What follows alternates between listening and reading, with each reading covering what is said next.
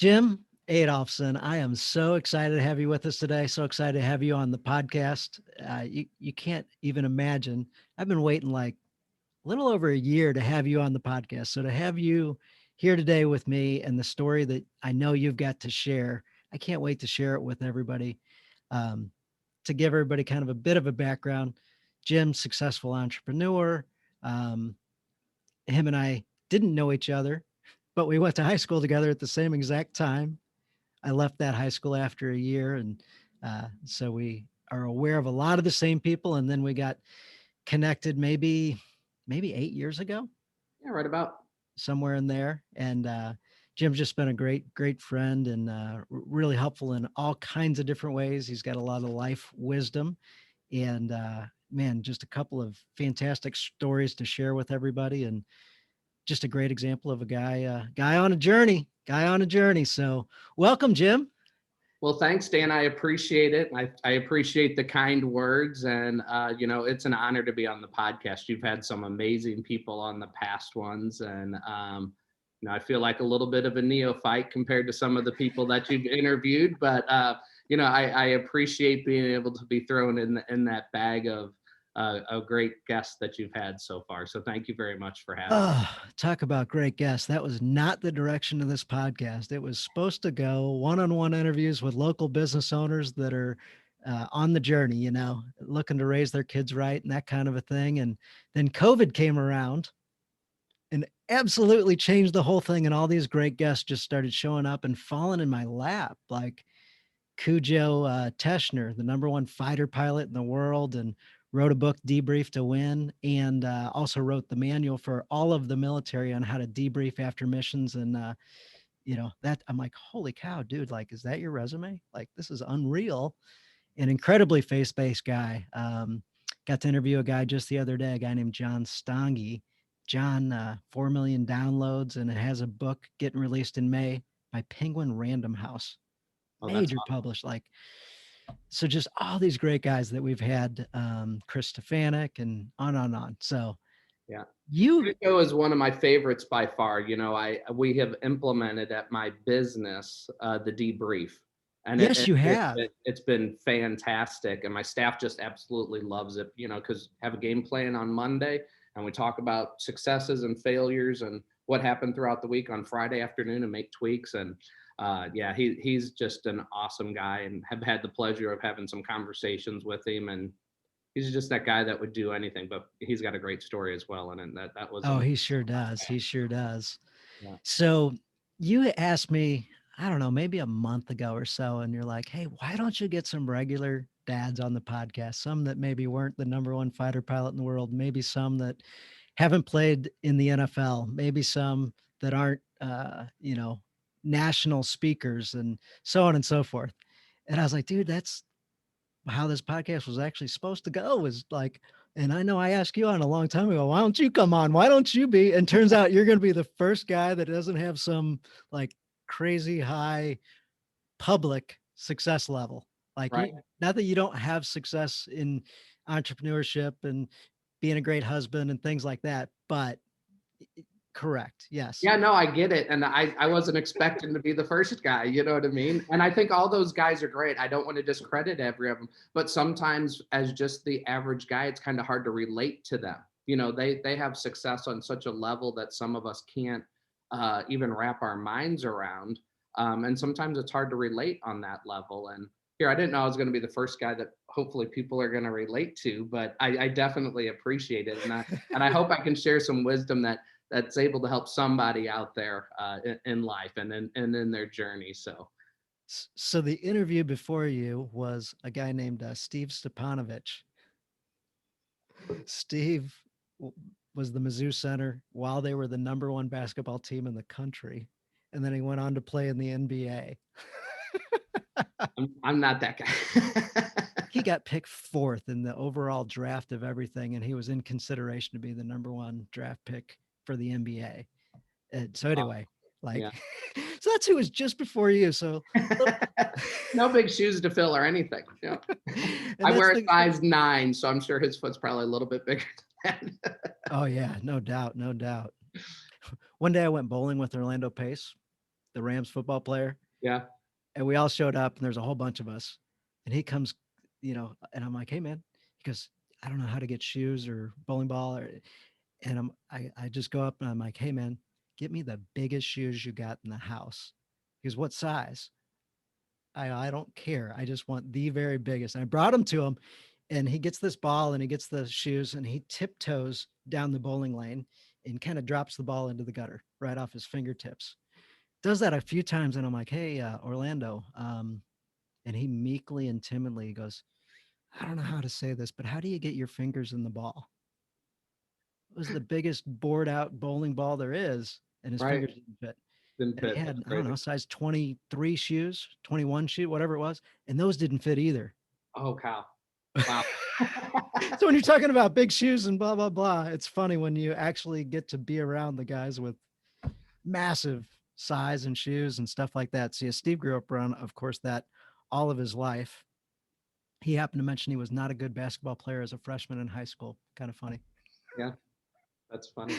Then things took off. So he said coaching made a huge difference in his life, and I know coaching's actually helped you as well. So yeah, tell us a little bit about just sort of your background and whether it's your childhood and growing up and entrepreneurship and wherever you want to take that. Like, who's Jim? Yeah, absolutely. Well, the baby of six.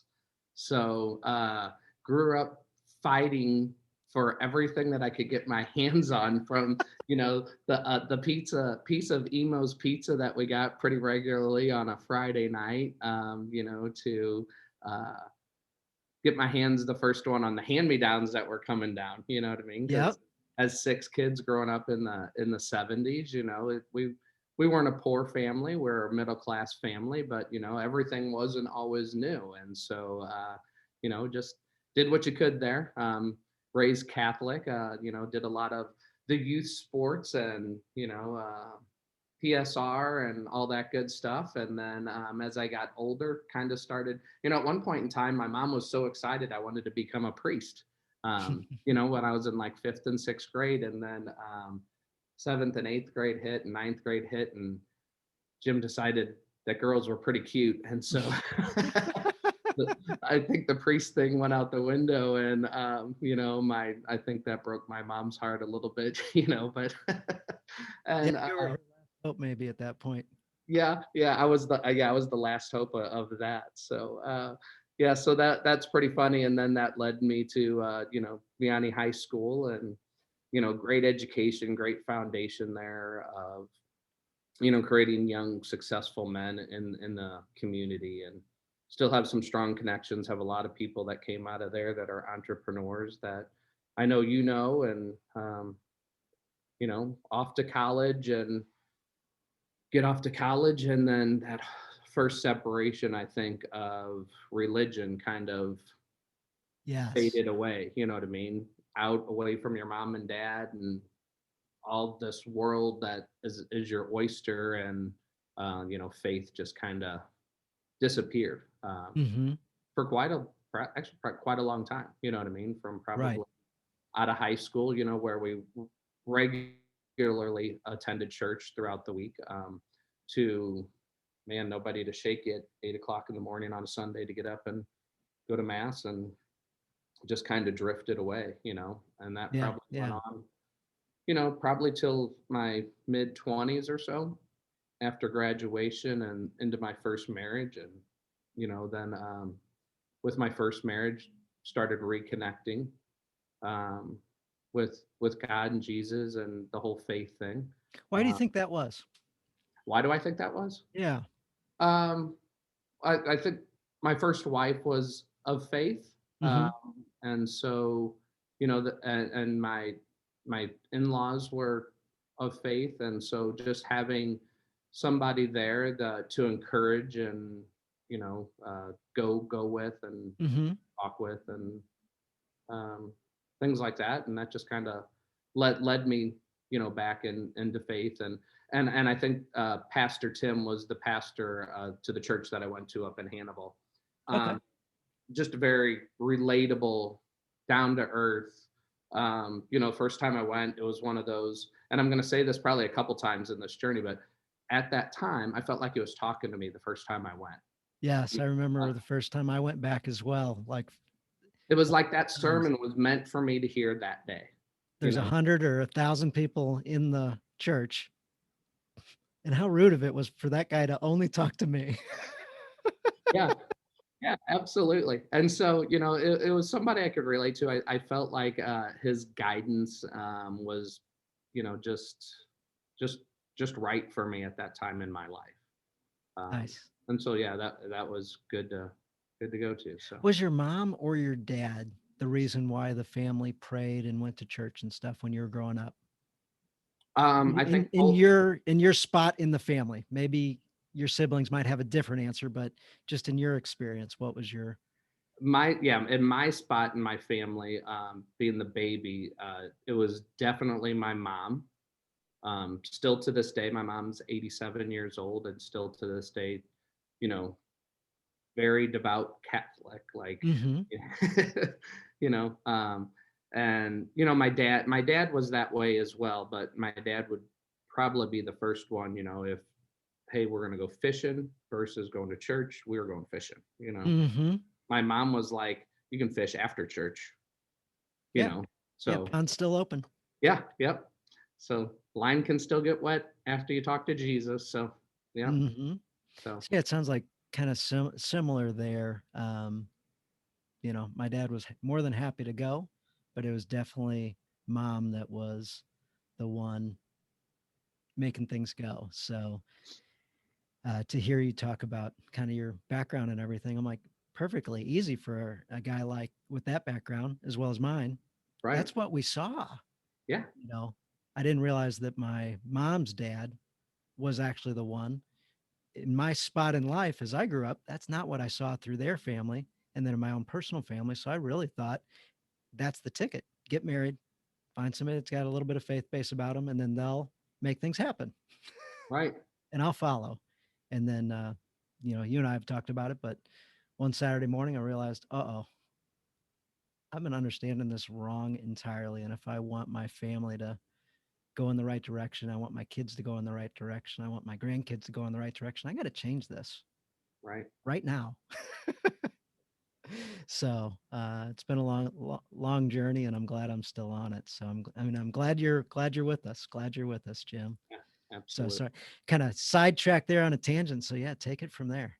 Yeah. So, I guess where it went from there was I went through a nasty divorce. Just one day out of the blue, I thought I was in this great relationship where everything was fine.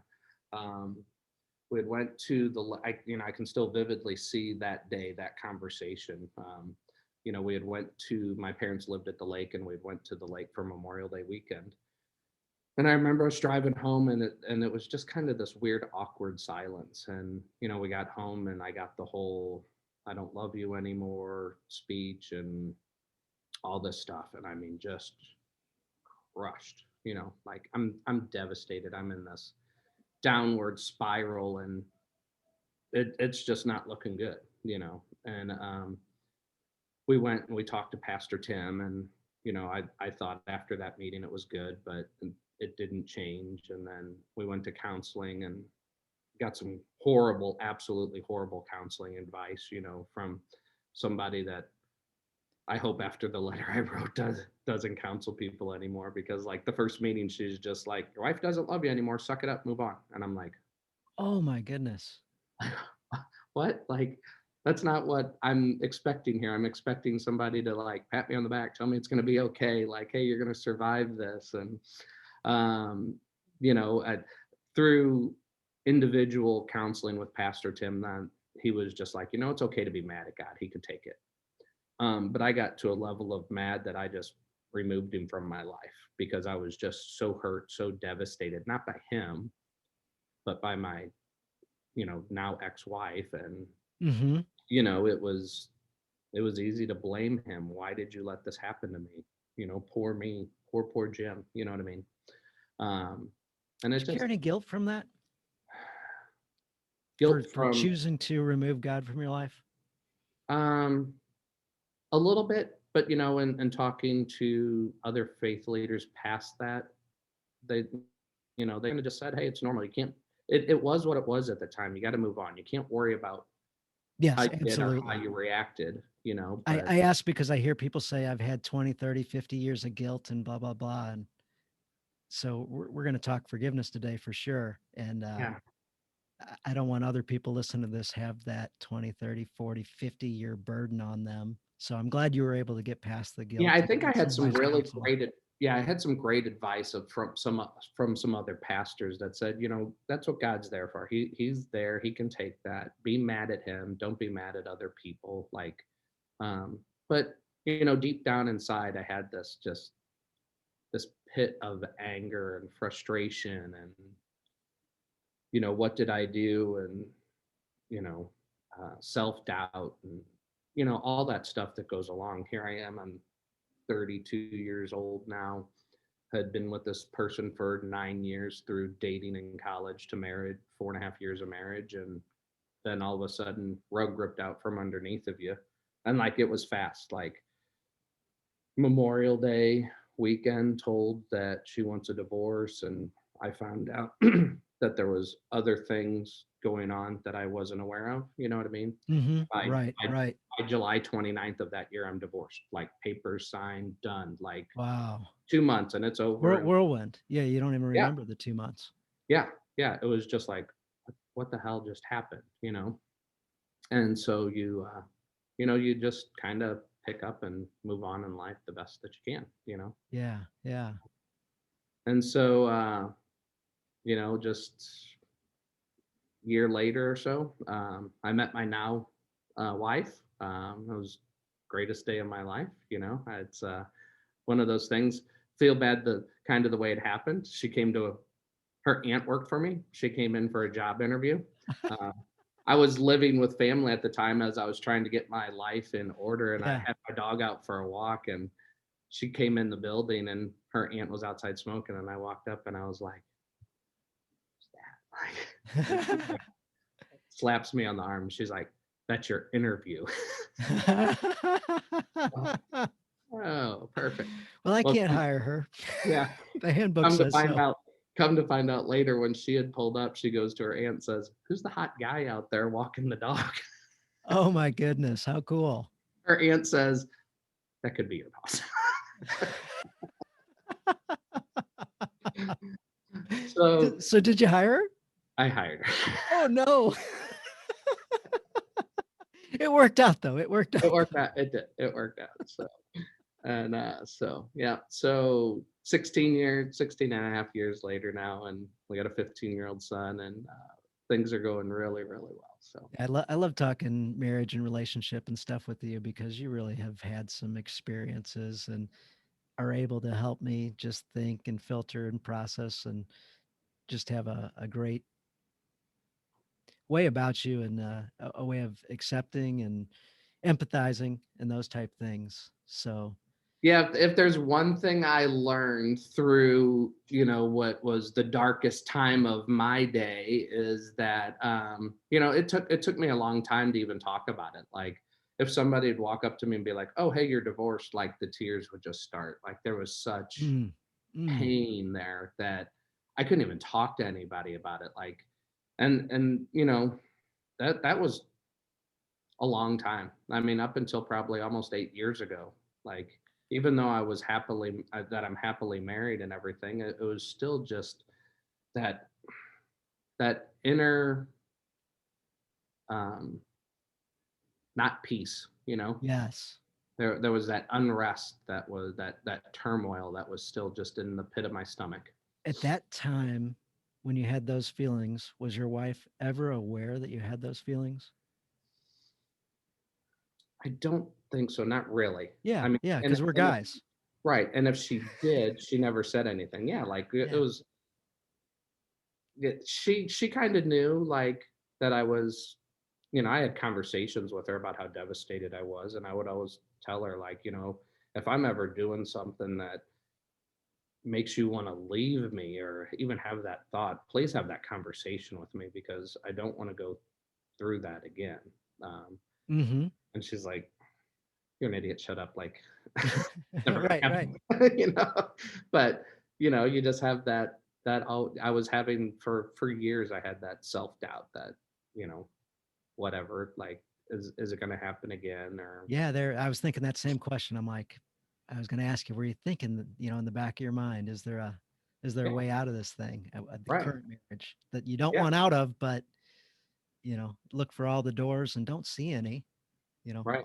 all brick walls everywhere around. However, Yeah, well, I mean, you look back, like when we were kids, you never really heard about people getting divorced. That wasn't a common thing. And now it's like, people on 4 and 5, and they act like it's no big deal. For me, that was not what I wanted. You know what I mean? And right, right. it wasn't a common thing growing up in where we were at. Now, you never knew what went on behind closed doors and how unhappy people might have been. You Correct. but divorce wasn't what it is today. I mean, Yeah. it's We like, grew up in that same time frame and I had the same experience of it was that generally speaking, people just didn't get divorced. right. And when you heard about it, everybody was like, "Oh, Yeah, Billy, huge scandal. Billy and Sally got divorced. Like, what happened?" And now it's just like, "Oh yeah, I'm divorced. It's my ninth one. Whatever. Okay, Yeah, whatever." yeah, yeah. Cell Yeah. phone So for me, it was contracts, just, I'll switch carriers, no big deal. I'll find yeah, somebody better, yeah, find something different. yeah, yeah. So Yeah, so you've got a great marriage now and everything, and I think you're about to talk about a major shift, yeah, something that happened. I'm dying. Like every time I've heard you tell me this story or tell an audience this story, I just absolutely love it. So I'll try not to interrupt, Jim. no, no. I hope you do. You just saying that, I have the chills because I've had so many phone calls of people that have either been told my story or have heard me speak about it, and they reach out and they're just like, "Can you help me? Like, just talk to me." And if there's anything that I've learned, it's sometimes guys, they just need somebody to just sit back and kind of listen, because we don't like taking advice, especially love advice or hurt feeling advice or anything along those lines, because we're tough, rugged men. You know what I mean?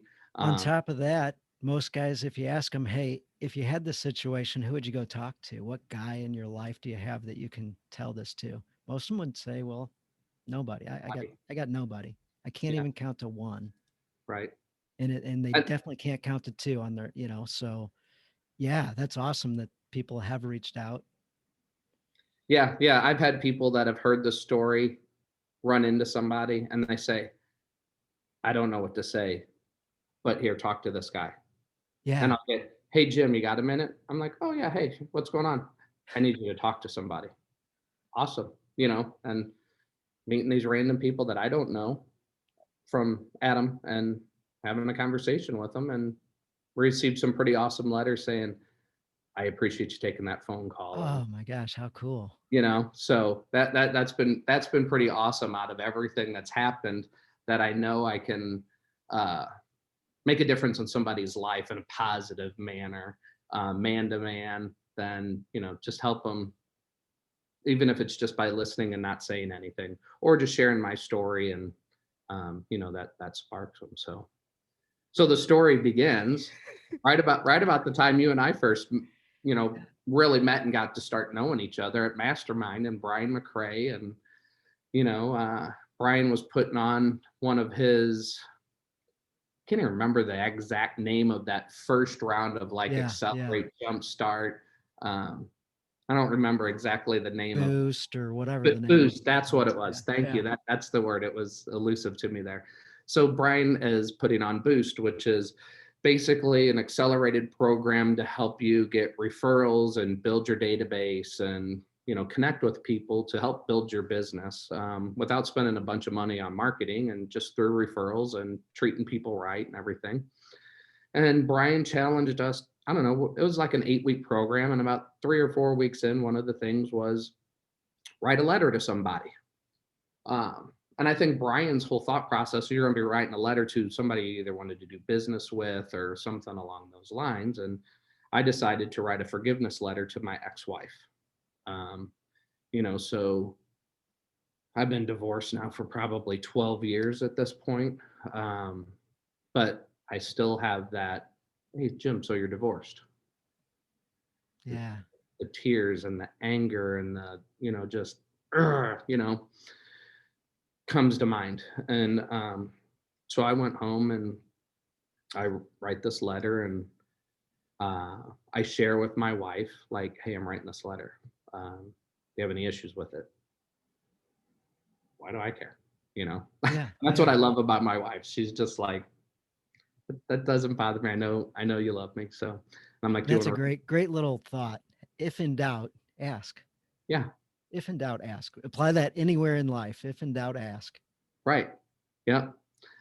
Yeah, there's a bad cliche out there that men follow. It's easier to ask for forgiveness than it is permission. Ask for permission, guys. I'm telling you, makes your life a world of difference better. So Yeah. uh, that's a funny little guy code that's bad. We all can say it as a joke, but we all know who wears the pants in the family, and that's mama. Yeah. Yeah. uh, so yeah, so I write this letter and I share it with Brian, and we talk about it. And he's like, "How does it make you feel?" And I'm like, for the first time in a long time. Well, here, let me go back a little bit.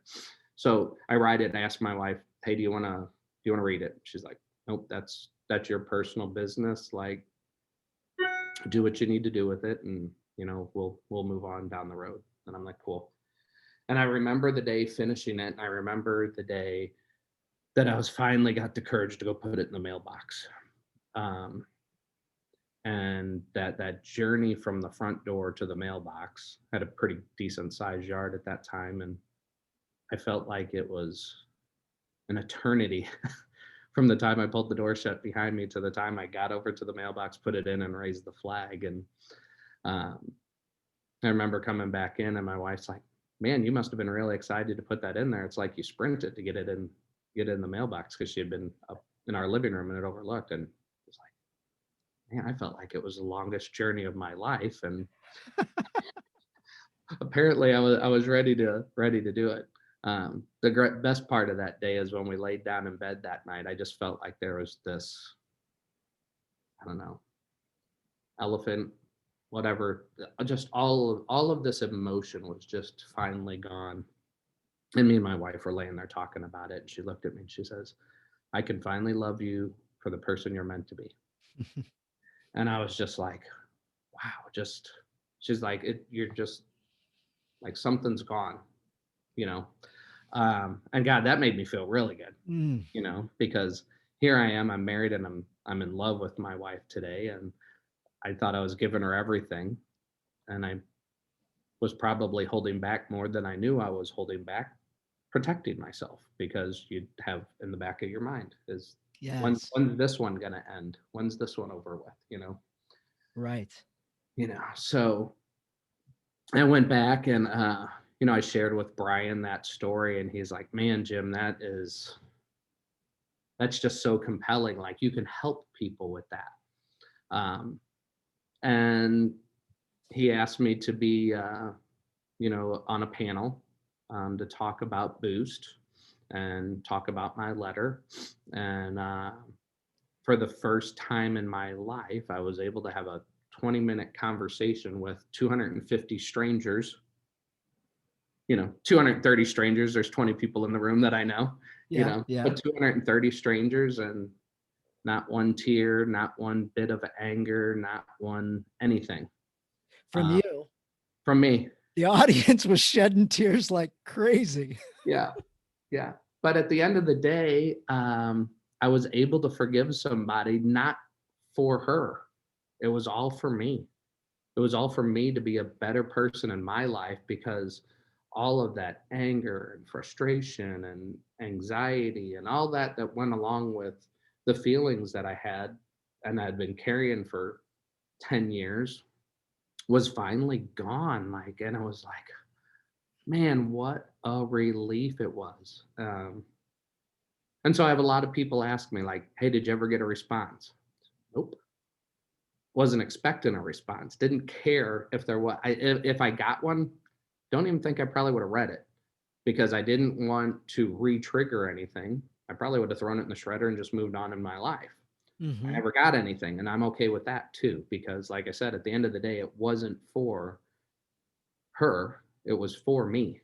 It was all about me at that point in time. I finally realized that I needed to focus on me, um, and moving on with what I needed to do in life. So, Yeah, there's something to be said for saying something, writing something, and not, or doing something. Doing the dishes is the common one I hear, and then expecting what comes after the man does the dishes.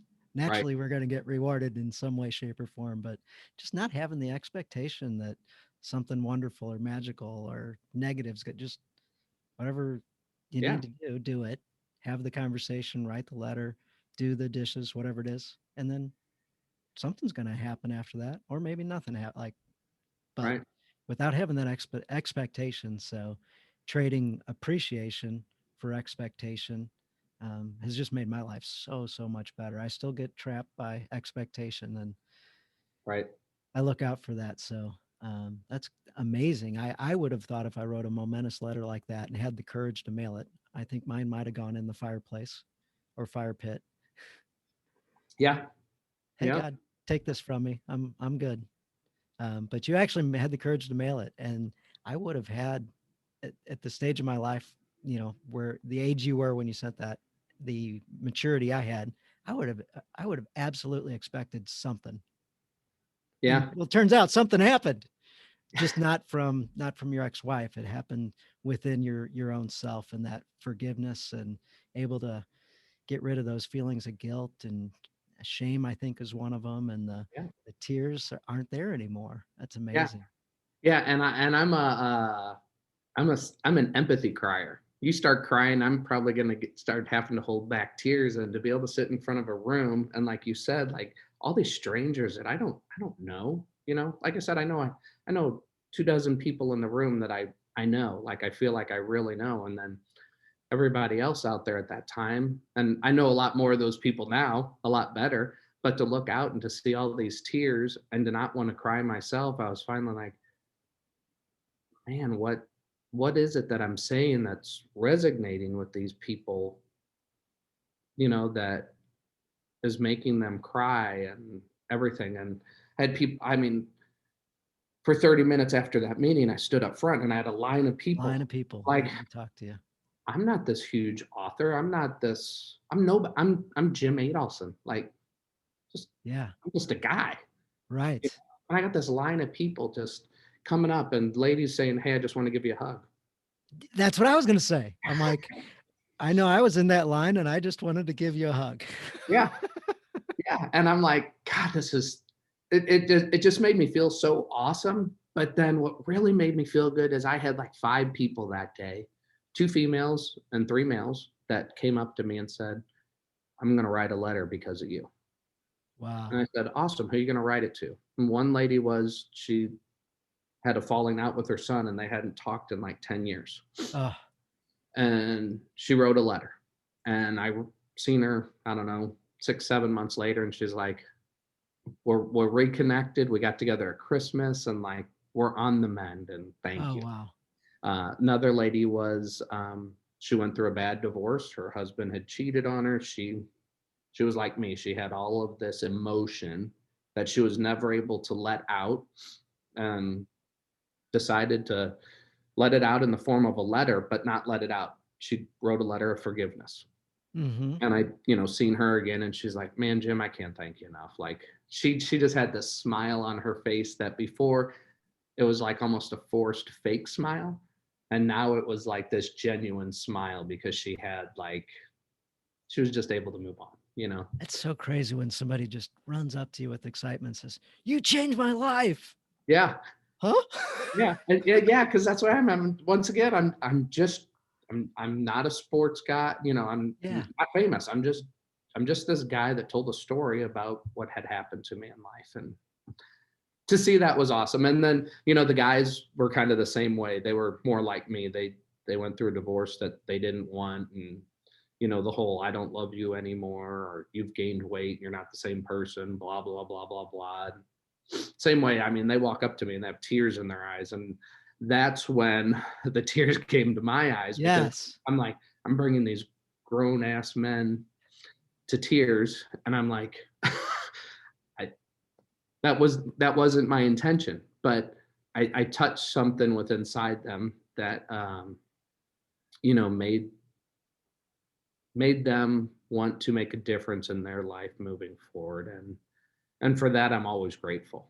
Um, you know, and that's been the cool thing about it. It doesn't happen all the time, but Brian McCrae's connected in a lot of groups, and I remember him. Yeah. And I don't want to say anybody's names other than Right. Brian's at Right. this group, and he calls me up and says, "Hey Jim, I got Bill. Bill needs to talk to you." Yeah. Yeah. And I'm like, "All right, cool, Brian. Like, what's going on with Bill?" He's like, "I'll let Bill tell you." And Bill gets on the phone, and he starts off with this on this journey, and he says, my ex-wife this, and she's wanting that, and blah blah blah blah blah Yeah. blah blah blah blah. And I just kind of sat there for 5-10 minutes as he went, and I said, "Man, Bill, you need to forgive her." And he's like, "Why would I want to forgive her?" And blah blah blah blah blah. I said, "Bill, how long you been divorced?" 5 years. I said, "Man, Bill, you're angry, dude. Don't forgive her for her. Forgive her for you, buddy." Yes. And he's like, it was just a silence for like 2 minutes, and I kind of hear. I'm like, "You there, Bill?" And I can tell, the quivery voice and stuff. And he's like, "Yeah." And we just kind of talked through that. And I told him my story. And he's like, "Yep, you're Hmm. right. You're right. Yeah. We've I all need got to." somebody in our life right now that we can picture that Yeah. needs to hear that message right there that you delivered for him. Yeah. Yeah. But this guy was so angry after 5 years. And like I was angry. I don't know. I don't think I was that way. I was angry. But I internalized Yeah. everything. Right. Right. Like I didn't go out. I wasn't hateful towards my now wife or Mhm. son or other people. I had this internal anger, and here I seen somebody it was very blatant, like it's right here. Grr, I'm mad, and I'm gonna Right. tell Right. everybody what a horrible Yes. person she is, and it was over child support and all this other stuff, and I'm like, Yeah. man, dude, what effect is this having on your children? You want to talk about a spiritual leader, and is that what your kids see every time they see you, or is that what those Hmm. kids hear every weekend they're with you, or like that's not a road that you want to be going down, Right. you know? Right. Right. Yeah. So, yeah, you start touching these people from these standpoints of, man, you're angry or whatever. And then I've ran across other people that were probably a lot like me. Everything was internalized. Um, I had a guy walk up to me one time and says, "Hey, everybody tells me at this group that I need to talk to you." And it's at Mastermind. And I'm like, Yeah. Yeah. "Yeah, what do you want to talk about?" And I can see the tears forming in their eye, and I'm just like, "I don't know you, but I'm going to give you a hug right now, and then we're going to talk about it." And Yeah. we'd go grab coffee or something, and just the same thing. All of a sudden, I came home one day, and my wife says, "Blah blah blah," and then here I am, and I feel like my world's spinning out of control, and you know, So this just happened to a good friend of ours. Wife says, "Hey, we're moving. We got to go back, back home." And right? it's like, "Oh, cool." And then right after they signed the papers on the house they were buying, she says, "Hey, by the way, this one's mine. It's not yours. Go away." He's like, "What?" Yeah, We just uprooted our family. I'm like, "Oh my gosh." So yeah, this stuff, he had zero clue. So yeah, just like you're saying, it's unbelievable. yeah. Yeah, it's crazy, and throughout all that, you go in and out of your spirituality with God and Jesus, and you point your anger at them, and the whole why this and why that. And so when I got divorced, like I didn't have room for God in my life. Hmm. Didn't want anything to do with him. He did this to me. How dare him? Hmm. You know, and we all know that that was just I guess that's where I pushed out my frustration instead of at other people. I pushed it out at God, and that's where Yeah. Pastor Tim said, he can take it. that's a good person to push it out on and deflect onto instead of doing it to members of your family or your children or your ex or whatever. But I let it go too far, to a point where I was just like, yeah, I don't, I don't need that in my life, And Right. then and then my son was born, and you start getting these different perspectives on life, and we decide to put him into a Lutheran school. Um, and this is where it kind of gets interesting. So, he's going to mass every day, and he says, "Hey, Dad, how come we don't go to mass on Sunday? All my friends Ooh. go." And I'm like, um, "No, no, buddy, let like we can start doing that." So we look into starting to go, and being raised Catholic, and my wife was of a Christian faith. Where he was going to a Lutheran school, so we needed to convert. And so we went through the classes and converted to Lutheran. And I think my mom's brain's going a Oh little yeah, yeah. crazy She's ready because, to excommunicate Jimbo. yep, we're Catholic, And I call and I talk to my dad, and he says, "Yeah, that's awesome. You're going back to the family roots." And I said, "What?" He says, "Your grandfather was raised Lutheran, and he converted to Catholicism because of your grandma. And they wanted to get married in the Catholic Church." And I'm like, "Oh, hey, cool. This is I, that kind of felt pretty good. Like, okay, I'm participating in the faith now that my grandfather was prior to him meeting my grandma." And I thought that was kind of cool. Yeah. So we were good there for quite a long time. And my son decided at first grade, he came to me, and we never baptized him because we weren't of of a faith when he was born. Uh, and so I was just kind of like, when he gets there, I seen a lot of friends that had kids, and at 10, 11, 12, that's when they decided that they wanted to be baptized and Hmm. join their faith. And so I thought it was kind of cool. At first grade, he comes to me and says, "Dad, I think I want to be baptized." And I'm like, made me feel really good, because I was like, Yeah. I didn't know when to do it, but like it was a decision that he made, and I thought that was really cool. Yeah. Absolutely.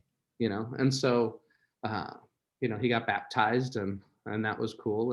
And we did really good in that church for a long time. And then a lot of crazy stuff started going on with people within the church, and you know a lot of stuff that I don't want to get into here, Yeah. because Yeah. Of course. Of it, course. it, Yeah. it- it's a church That's that I really consider going back to. But at the time, things just got like, needless to say, people aren't always perfect, and we yeah, sin sometimes. And yeah, that yeah, messes stuff up. yeah, yeah, yeah. And so so I've continued my faith, not always in an establishment, but it's definitely there. Like I was telling you, like Jeff Coffrin sent me this book a while back, and it's something I read every morning. Jesus Calling devotional for those that aren't watching the play-by-play here. For those Oh yeah, audio sorry, listening. I'm Which holding is up. a Yeah, fantastic devotional. That lady, she just writes so like day to day, and you can hear God's voice through her, and it's amazing. I love that devotional, and I've got so many copies and given so many copies of those away, and there's different versions of it, and I'm like, oh, it's this one's in green. I'll buy the green one. Same words on the inside. yeah, But yeah, I eat that one up. Sarah Young, right? yes, Yeah, yeah. yeah. So yeah, so that just kind of led me to where I am now, where I feel like my life is full, and heading in the right direction. And there's challenges every day in life that we face. And I think through the school of hard knocks that I've been, I kind of have a different approach to things now. I'm quicker to forgive and let things go. And um, there's we all have things that we always need to work on. You know what I mean? But I think if we can start recognizing them sooner, um, and figuring out a way, and not being afraid to talk to other people. Hmm. We're you and I are in a group where we have Yep. 10 other people in there with us, that I feel like I could pick up the phone and call, well, 11 other people with our fearless leader. Yeah, But yeah. I feel like I could pick up the phone, and if I had struggle with anything, they'd be there for me in a heartbeat. Before you and I jumped on uh, this podcast today, I had sent out a bunch of boxers, and my phone's sitting here dinging like crazy with responses from people in that group that had either reached out to me or that I hadn't reached out to in a couple days. And I was reading my morning devotional. I was just like, that made me think of Yep. so and so I sent the boxer out, and the boxers are coming back, and it's just this constant encouragement. And there's men and ladies in that group. And I think it's so awesome the conversations as men that we can have with each other in that group. And there, nobody looks at you like you're weak or you're this or you're that. It's Yeah, that's a key guys thing. that have a great relationship and pick up the phone and have a conversation. And if you and I have shared stuff with each other about marriages and Uh-huh. challenges, and I feel like we've helped each other just kind of just by listening, Yeah, yeah, not even yeah, any great absolutely. advice, just you know listen. And then I think we always give each other solid advice, but sometimes it's just Just hey, listening he to said it. questions. You can just see the change in it. He Yes. was able to talk Often to that's all me. I need is just to throw it out there and, filter through it. Yeah. Hey, what do you Yes. need? Nothing now. I'm good now. Yeah. Just needed to say it. And so, if there's anybody out there that's listening, I would just encourage you to find that one friend that you can that relationship with, and have those conversations. And don't look at them, don't judge them, just be there for them, man. The world's a crazy enough place. We all have our own struggles, our own Mhm. inner demons, and everything that we deal with on all the time. Um, am I telling you not to rib your buddy every once in a while? No, I'm not telling you that, because we all need that, and that's what Oh, yeah, makes we gotta have that. Gotta have fun. yeah, that's what makes life fun. But sometimes when somebody calls you up and needs something serious, Yeah, make time for them. Because for there's sure. nothing more. You see the suicide rate, and Yeah. the addiction rate and everything right now, especially with this crazy pandemic and everything going through the Mhm. roof.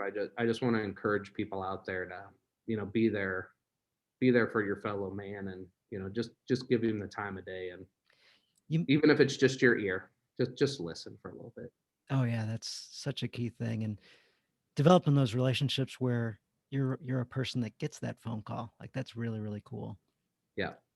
So you mentioned the devotional and how you shot a few things out to quite a few people this morning as you were thinking about them. So it's funny, I did the same thing this morning. So James 5:16 was this morning. Therefore, confess your sins to each other and pray for each other so that you may be healed. The prayer of a righteous person is powerful and effective. Like, boom, three things. Like, these are all individually so powerful. Right. And so you talked a lot about forgiveness. Have you got any thoughts on asking for an apology? The kind of the other direction? Wow. That's a good one. Not No. asking for one from somebody else, but you giving one, I should say. Yeah. I think it's kind of along the same way. I think that whole forgiveness thing has got me to realize sometimes, we can be judgmental of others. And I think it's kind of the same way. I can think of one example where, I said some things in angst, and in quickness. And I, as soon as I did, I quickly reached back out and said, that was like wrong of me to say. I shouldn't have said that. And Yeah. I apologize. And yeah, it's kind of goes along with that, in that same mindset. Once you get there, you start recognizing things quicker. Are you going to be 100% perfect? None of us are. No. We're always going. There's always going to be a trigger that gets us to do something, say something, react in some way. I think as men, we got to be able to recognize when we're wrong, um, and we got to be able to step up and say, "Hey, man, I'm sorry." Yeah. I think most people would stick their hand out and accept that apology, and move on, um, and hopefully they're of the forgiving type on the other side. And Yeah. Yeah. And that gives you healing and gives them some healing. And so You mentioned a couple of things. So I was thinking pride. So we don't ask for, or we don't give an apology because we're prideful. We're Right. right. Right. Um, I know you read the book. It was The Big Leap, I think. Yep. 100% apology, no but, no blame, no just if Israel and Egypt came to the table and Israel or Egypt said, "Hey, listen, last couple thousand years, that's me. It's my people. We did it. Yeah. We'll take it. We screwed up. How can we move on from here?" As opposed to, "Hey, we're mostly in the blame, but you also. The parking lot accidents. Kind of both of us did some stuff. It's not really my fault." Yeah. Kind of faking the way through it. So that pride and the ego can get in the way. And then the second you mentioned, blind spots, just not knowing, just not being aware. Maybe having people in your life to say, "Hey, Jim, man, I don't know if you saw what happened there." "Yeah, I totally saw it." "Like, why?" Yeah. "Well, here's what we saw." "Oh, got it. Got it. Yeah, there is something there. I need to do something. I'll be a man and I'll step up. I'll take ownership of what I did." I know I've had times like that in my life where people said, "Hey, did you notice that?" "Yeah, it was great, wasn't it?" Oop. "Well, not to the other person, Right. not to the other person." So, Yeah. And I ah, and I think in our marriage that is the place where we should start first. Um, apologize fast there. yeah, absolutely. Because it's tough. You're devoted with somebody, you're around them 24/7, sleep in the same bed with them, and sometimes you get aggravated over something. And man, one of the biggest things is don't ever go to bed angry. Like roll over, give an apology, a meaningful apology, not an apology because you're expecting to get something in return for it, but kiss on the forehead and put your head down on your pillow at night and have a good night's rest because you're not stewing over who did the dishes or who didn't do the dishes or whatever else it is out there. And, We work with our kids, and I forget the analogy. I think it's STAR, and I forget what that stands for. I'm sure we can all Google it and find it. But we work with our kids on as opposed to, "I'm sorry." For what? right, Feel remorse in what you're saying, and then affirm to not do it again, and throw a step out there about what you'll do in the future so that you don't fall on that one again. Kind of the same thing when you're confessing to God. "Hey, man, I goofed up. I know you'll forgive me, but here's what I'm working through, and I really don't want to do that one again." Like, so I focus with my two daughters, and man, yesterday one of them just was snipping at mom, and this is something when we're around with our kids, and I fell blame. I let mom take care of herself for quite a long time, and I didn't jump in and intercede for her. And just in the last couple of years, I really learned that discipline side where I need to step in and protect and discipline. And so, first time I let it go. Second time was very quick after that, and I just reached over and didn't snatch it, but I firmly allowed her to know she was going to let go of that tablet, and it was going away. right, "Dad, I want my tablet." "I know, and you'll get it back." "When?" "I don't know that answer. That one's up to you to help us figure this out." right, And I got rid of it. And, we had a full conversation about it. I'm like, "If you can come up with an idea of how to rectify that, it's simple. Apologize." She knew what it was right, and absolutely refused to do it. And then "But Dad, I got a 10 o'clock thing and I need to use it to be on with the class and all that stuff." "Oh, do you? That sounds like a tough one. We only got 5 minutes to figure this out. yeah, And I understand if you can't figure it out by 5 minutes. I believe in you. However, if you can't figure this out, I'm okay holding onto your tablet. I understand you're going to miss your thing, but I'm okay with that." "Dad, no." "Well, it's not up to me." "All right, I'll go apologize." "All right. When I come up in a couple minutes, I want mom to tell me it was a real one." Came up, like, "Hey, honey, Ollie talked to you?" "Oh, yeah, she apologized. Yeah, she really apologized. It made me feel better." Boom, here's your tablet. right. So, yeah, that forgiveness and being quick to apologize when you know you wrong somebody is so, so critical and key. Yeah, I think you're doing a good job teaching your daughters at a young age about that too, because I can think back as a kid being forced to apologize for something that I still to this day probably think I was right in a stupid argument with one of my siblings, but there was a forced apology, and it wasn't an apology with any meaning behind it. I did it Mm-hmm. because I wanted to get out of trouble. Mm-hmm. But back in my day, there was no, hey, let's sit down and talk about it. It's you either apologize or you're getting your butt whooped. You know what I mean? Yes. Yeah. Uh, Yeah. Exactly. I'm it was sorry. yeah, it was a forced apology that had no meaning behind it. So, I would encourage the other men out there, especially with your spouse, like when you give an apology, make it meaningful. You know what I mean? And the flowers and all that other stuff, they're great, but when the apology is real, you don't need any of that stuff. You know, Yes. make it come Yes. from the heart. So, but So have you got any tips for dads that maybe has come along? Maybe it deals with forgiveness or apologies or any of that, or maybe it's just something different or a funny story about hockey. yeah, that's a great question, Dan. And I would just encourage everybody to, you know, I have a son, and I've told my son from the first night I brought him home from the hospital every night that I love him. He's going to be 16 years old next month. He comes in my room every night if I'm not out and about because I'm going to be 50 in February. So I'm starting to go to bed a little bit earlier than what I normally do.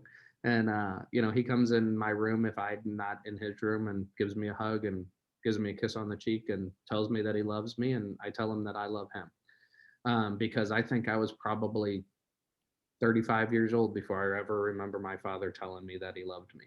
And I think there is nothing more important than encouraging your kids to share your love for each other. I mean, life's short. Like, you don't have it forever. Is my kid going to come in my room when he's 18 and tell me that he loves me? I hope so, but I don't know. And Oh, so that's great.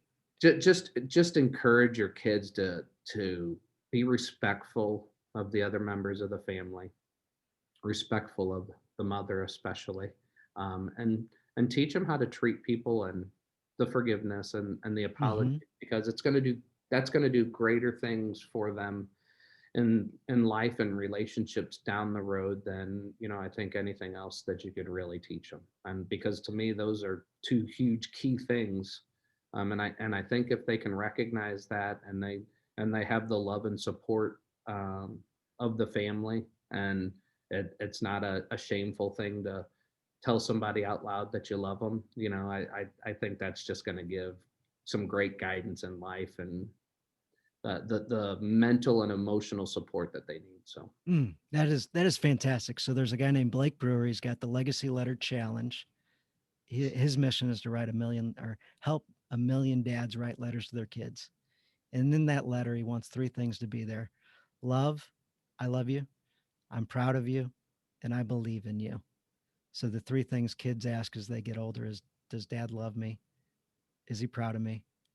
And does he believe in me? So you nailed it right there.